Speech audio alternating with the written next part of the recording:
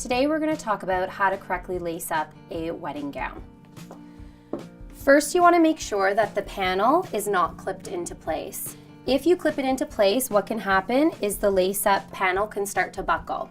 Secondly, you want to make sure that your lace-up ties are even. So you can just pull them so they're nice and even. Then you're going to start by lacing it underneath each loop, back and forth, just like a pair of skates or a pair of shoes. You want to make sure that you go under with the lace-up so that it pulls easier. You're going to keep going down, back and forth, switching from loop to loop. You can straighten them as you go, but you're not going to tighten the gown right away until you've reached the bottom. Take your time making sure each of the loops are even and nice and straight, so when you pull the dress, it'll have a nice finish to it.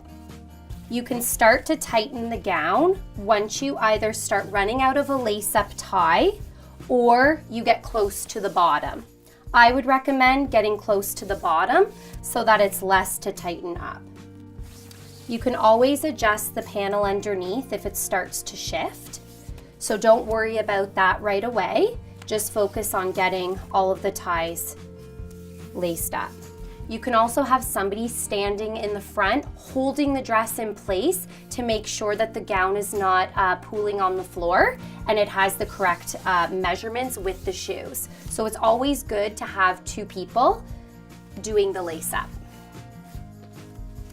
So we're almost at the bottom, and now we're going to start to tighten the gown.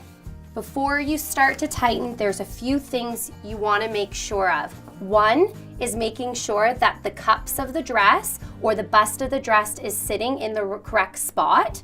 And two is making sure that the gown is sitting in the correct spot. And that is what Agata is doing right now. Now we're going to tighten the gown. So you're going to go to the second loop down on the lace up. You're going to grab it with your fingers and you're going to pull to the walls. A lot of people, when they do lace ups up, they want to pull it outwards or they want to pull it this way. That can cause putting tension on the little loops, so you want to make sure that you're not putting tension on those loops by pulling to the walls. You're going to start by pulling there, and then you'll go down to the next loop and you'll pull again to the walls, going all the way down the gown. Don't be shy. Make sure that you really pull those loops into place and pull that nice and tight so that the gown is going to stay up on the bride. Where the gown should be tight is from the rib cage down. A lot of people make the mistake of tightening the gown right at the top all the way down, which then leads to what a lot of brides call back cleavage. We don't want that to happen, so we want to make sure that we leave her some nice room at the top, and then from the rib cage down we keep that nice and tight to hold the weight of the dress up. So I'm just going to continue going down, making sure it's nice and tight for our bride. And what you'll find if the lace up is done correctly is that you're going to have a nice V starting in that lace up. So now you've tightened it and you have a beautiful lace up back. You've got to finish these ties up. So some brides leave the ties hanging. You really want to make sure that these are tucked into the dress for a nice seamless look. First, you're going to tie the knots. So you're going to make 2 knots to finish off your lace up. Now you've got to get rid of this lace up tie. So before you tuck it in to the lace up, which I'm going to show you how to do, you're going to cut these ties.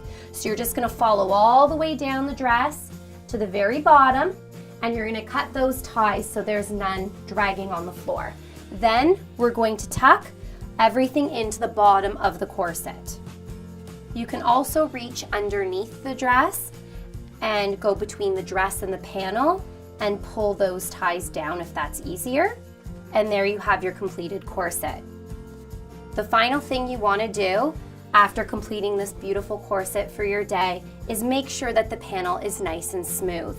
You're going to go under with your fingers and pull that panel nice and flat, because when you tighten it, sometimes you'll get a little bit of bunching.